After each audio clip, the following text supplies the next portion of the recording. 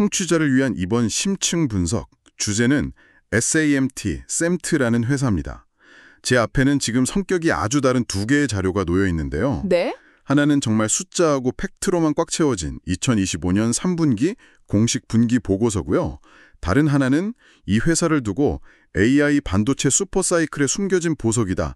이렇게 아주 뜨거운 전망을 담은 투자 분석 보고서입니다. 그렇죠. 하나는 뭐랄까 좀 건조한 흑백 사진 같고 다른 하나는 아주 화려한 유화 같은 느낌이네요. 맞아요. 이 건조한 팩트랑 설득력 있는 해석, 이 둘을 어떻게 잘 버무리느냐가 중요하겠네요. 바로 그겁니다. 그래서 이번 분석의 미션은 아주 명확합니다. 이 두 자료를 계속 넘나들면서 SAMT라는 회사의 진짜 모습을 한번 그려보는 거죠. 분기 보고서에 찍힌 이 엄청난 실적이 이게 정말 일시적인 행운일까요? 아니면 투자 보고서가 말하는 것처럼 어떤 거대한 구조적 성장의 신호탄일까요? 좋습니다. 자, 한번 깊숙이 들어가 보죠. 네.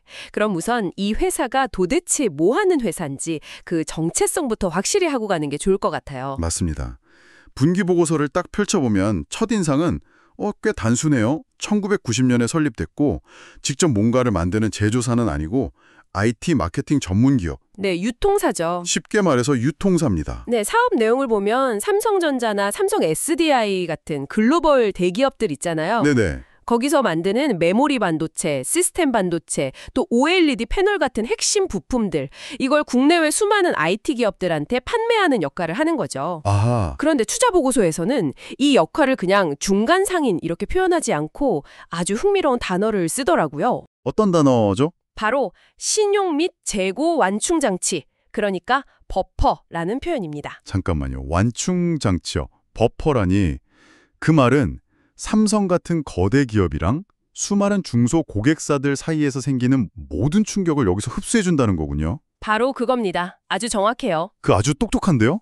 생각해보시면 삼성전자 입장에서는 수천 개가 넘는 중소 고객사들 신용 상태를 일일이 다 확인하고 물건을 공급한다.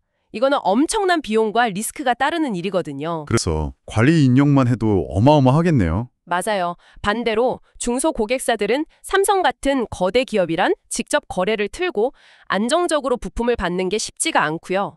SAMT가 딱 그 중간에 서서 삼성, 당신들은 우리하고만 거래하세요. 나머지는 우리가 다 알아서 합니다. 라고 말하는 겁니다. 와, 양쪽의 골치 아픈 문제를 그냥 한 번에 해결해 주는 거네요. 네, 바로 그겁니다. 삼성한테는 리스크 관리를 아웃소싱하는 거고 중소기업들한테는 안정적인 부품 공급처가 되어주는 그야말로 생태계에 없어서는 안 될 허브 역할을 하고 있었네요. 그렇죠. 그런데 이런 역할을 하는 회사가 SAMT 하나만은 아닐 거잖아요. 물론이죠. 그래서 이 완충장치 역할이 얼마나 독점적인가, 이게 이 회사의 핵심 경쟁력을 보는 척도가 되는 거죠. 분기 보고서에 아주 중요한 숫자가 하나 나오거든요. 네. 삼성전자 국내 유통시장에서 SAMT의 시장 점유율이 약 71% 수준으로 추정된다. 이렇게 나와 있습니다. 71%요? 이건 뭐 거의 독점이라고 봐도 괜찮은 수준 아닌가요? 맞습니다. 근데 동시에 약간 아찔한 숫자이기도 하네요. 만약에 삼성전자가 마음을 바꿔서 다른 유통사를 키워주거나 아니면 뭐 직접 유통을 해버리면 어떡하죠? 그 해자라는 게 생각보다 얕을 수도 있는 거잖아요. 아주 날카로운 지적이십니다. 그게 바로 이 비즈니스의 가장 큰 리스크이기도 하죠. 그렇죠. 하지만 투자 보고서는 오히려 그 반대 현상이 일어나고 있다고 분석을 해요. 최근에 삼성전자가 관리 효율성을 높이려고 오히려 소수의 검증된 대형 유통사에 물량을 더 집중하는 추세라는 겁니다. 아, 오히려요? 네.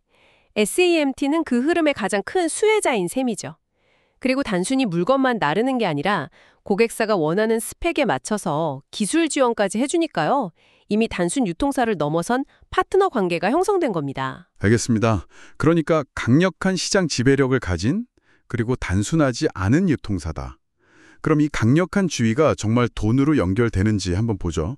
두 자료 모두가 이구동성으로 외치는 2025년 3분기 실적으로 넘어가 보겠습니다. 네. 투자 보고서는 이걸 쿼텀 점프라고까지 표현했는데 정말 그럴 만한 숫자인가요? 분기 보고서의 연결 손익계산서를 보면 그 표현이 절대 과장이 아니라는 걸 가로 알 수 있습니다. 네. 2025년 3분기 매출액이 1조 2,086억 원, 작년 같은 기간이 한 7,340억 원이었으니까 무려 40.1%가 증가했습니다. 와. 그런데 더 놀라운 건 영업이익이에요.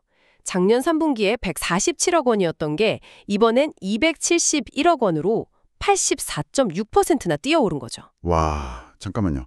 매출이 40% 늘었는데 이익은 85% 가까이 늘었다고요? 이건 일반 제조업에서는 진짜 상상하기 힘든 수치인데요. 여기서 바로 영업 레버리지 효과라는 마법이 나타나는 겁니다. 이걸 쉽게 설명하자면 마치 음식점을 운영하는 것과 같아요. 가게 월세나 직원 월급 같은 고정비는 손님이 오든 안 오든 똑같이 나가잖아요. 네, 그렇죠. 그런데 어느 날 갑자기 손님이 2배로 몰려들면 추가되는 비용은 식자재 값 정도뿐이고 늘어난 매출 대부분이 그대로 순이익으로 남게 되죠. SAMT가 이번 분기에 딱 그런 대박을 터뜨린 겁니다. 그야말로 장사가 엄청나게 잘 됐다는 건데 갑자기 왜 이렇게 잘 된 거죠? 스마트폰이 다시 불티나게 팔리기 시작한 건가요? 투자 보고서를 보니까 IT 기기 수요 회복, 신제품 효과, 환율 이런 이유를 들고 있긴 하던데요. 물론 그것도 다 맞는 말입니다. 하지만 투자 보고서가 진짜 핵심으로 짚는 건 따로 있습니다. 그게 뭔가요? 바로 AI 반도체 슈퍼사이클의 낙수 효과라는 거죠.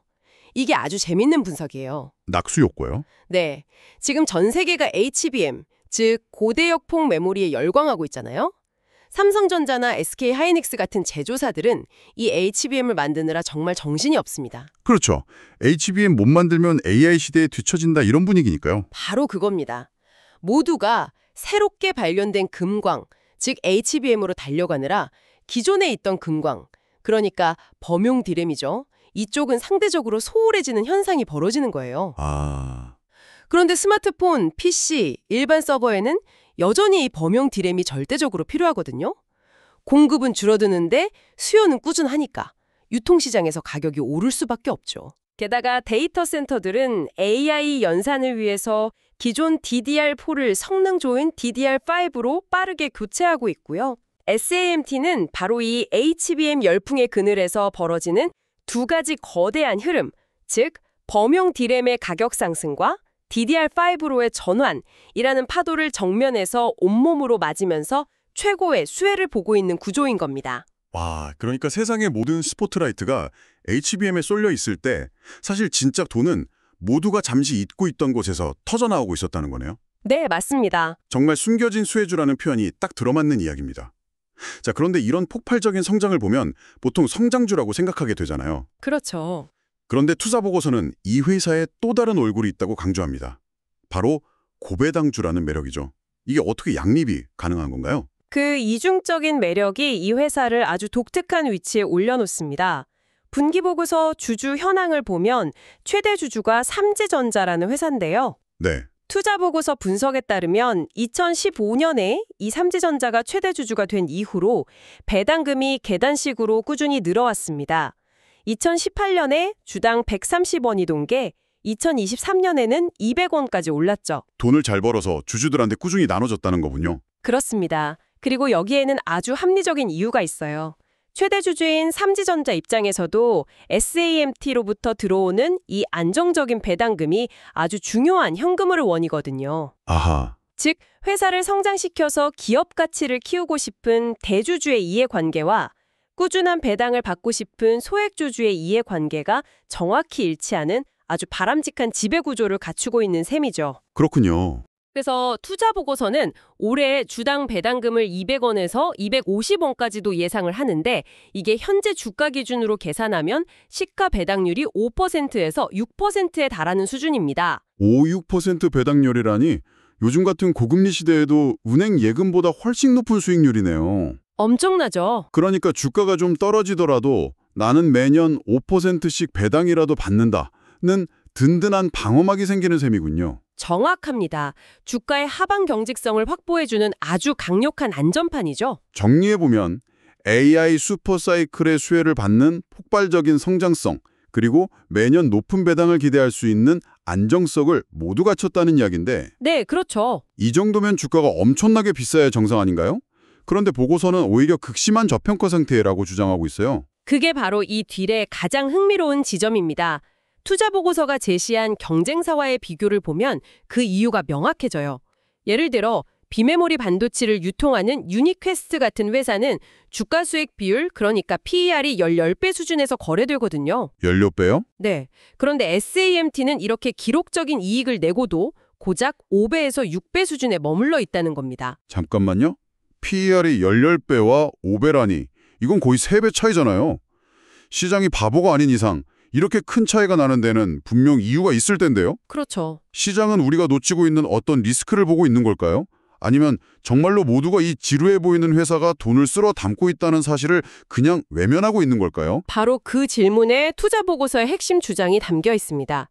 보고서는 시장이 이 회사를 여전히 변동성 큰 메모리 경기를 따라가는 단순 유통사라는 낡은 프레임으로 보고 있기 때문이라고 분석합니다. 아, 선입견이군요. 네. 메모리 반도체 산업은 좋았다 나빴다 하는 그 사이클이 워낙 심하다는 선입견 때문에 제대로 된 가치를 인정받지 못하고 있다는 거죠. 하지만 이제 AI 슈퍼사이클이라는 거대한 구조적 변화의 수혜가 숫자로 증명된 이상 시장의 낡은 인식이 바뀌는 순간이 올 거라는 겁니다. 그리고 그 인식이 바뀌는 순간 주가가 재평가되는 리레이팅이 폭발적으로 일어날 수 있다는 게 이 보고서의 결론입니다. 그렇군요. 지루한 중간자에서 AI 시대의 핵심 플레이어로 시장의 관점이 바뀌는 그 변곡점을 노리는 거네요. 맞습니다. 하지만 이런 장밋빛 전망이 현실이 되려면 반드시 넘어야 할 산들이 있겠죠. 물론 리스크 없는 투자는 없으니까요. 분기보고서에도 외환이나 이자율 위험 관리에 대한 내용이 나오는데 투자보고서는 좀 더 본질적인 리스크들을 짚어주고 있죠. 네, 명확하게 세 가지를 꼽을 수 있습니다. 첫째는 아까 잠깐 이야기 나눴던 삼성전자 의존도입니다. 이건 이 회사의 가장 강력한 경쟁력이자 동시에 가장 큰 아킬레스건이죠. 분기보고서를 보면 상품 매입액의 81% 이상을 삼성전자 한 곳에서 가져온다고 명시되어 있습니다. 81%요? 네.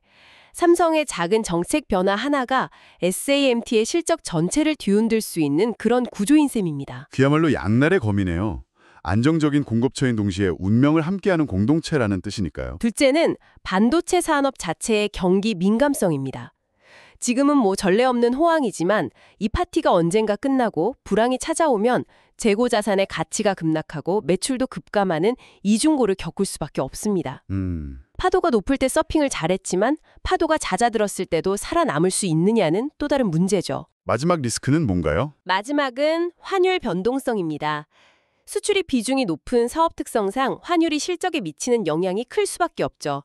물론 분기보고서에 통화 선도 계약 같은 해칭 수단을 통해 위험을 관리하고 있다고는 나오지만 급격한 환율 변동의 충격을 100% 막아내기는 현실적으로 어렵습니다. 그렇군요. 결국 정리해보면 SAMT는 안정적인 고배당주라는 익숙한 옷을 입고 있다가 AI 슈퍼사이클이라는 새로운 시대의 흐름을 타고 성장주라는 새로운 옷으로 갈아입으려는 과도기에 있는 회사, 이렇게 볼 수 있겠네요. 네, 가장 정확한 정리인 것 같습니다. 기회와 리스크의 크기가 모두 선명하게 보이는 아주 흥미로운 케이스입니다. 그렇죠. 투자자라면 이 회사가 가진 빛과 그림자를 모두 똑바로 보고 판단해야겠죠. 네, 오늘 저희는 SAMT의 분기보고서와 투자분석 보고서, 이 두 개의 렌즈를 통해서 숫자에 가려져 있던 한 기업의 성장 스토리를 입체적으로 들여다봤습니다. 네. 삼성전자의 가장 중요한 파트너로서 AI 반도체 붐의 숨은 수혜를 톡톡히 누리면서 기록적인 실적을 만들어내고 있었네요. 안정적인 고배당이라는 안전마진 위에 폭발적인 성장성이라는 엔진을 함께 얹은 현재 시장에서는 참 보기 드문 유형의 기업이라는 점도 인상적이었습니다. 맞아요. 물론 그 이면에는 삼성 의존도와 경기 사이클이라는 명확한 리스크도 함께 존재하고 있었고요. 마지막으로 청취자께서 한 번쯤 생각해 볼 만한 질문을 던지면서 마무리할까 합니다. 네. 오늘 우리가 살펴본 SAMT처럼 어쩌면 시장 참여자 대부분이 지루한 중간자 혹은 낡은 산업의 플레이어라고 외면하는 기업들 중에 사실은 다음 기술 혁신의 가장 중요한 길목에서 조용히 기회를 기다리고 있는 또 다른 숨은 보석이 있지는 않을까요?